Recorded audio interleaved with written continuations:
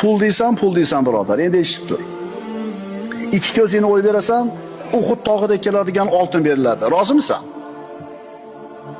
Ikki quloqini kesib olishadi, Tuhoma tog'laridagi kumushlar seniki bo'ladi. Nima deysan? Tilingni berasan, soqov bo'lasan, ammo Zahro qasrlari seniki bo'ladi. Ko'nasanmi? Ikkita qo'lingni uzib berasan, istagan yoqut marjonlarni olasan. Bu taklifga nima deysan? Sen eng afzal, eng go'zal va eng komil ne'matlar ichidasan, ammo uni bilmaysan, ko'rmaysan. Bir olim bir shifoxonaga bordi. Ichki a'zolarni ko'chiradigan jigar, buyrak, yurak shunga o'xshagan a'zolarni ko'chiradigan shifoxona. Kirdi, ana shu shifoxonaning xizmatlarini naqlandi qator ko'rib turib, hayron qoldi.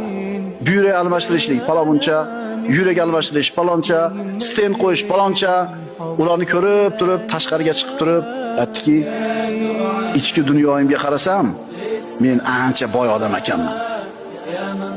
Ichki dunyoyimga qarasam, ichki a'zolarimga qarasam, juda ham boy ekanman dedi.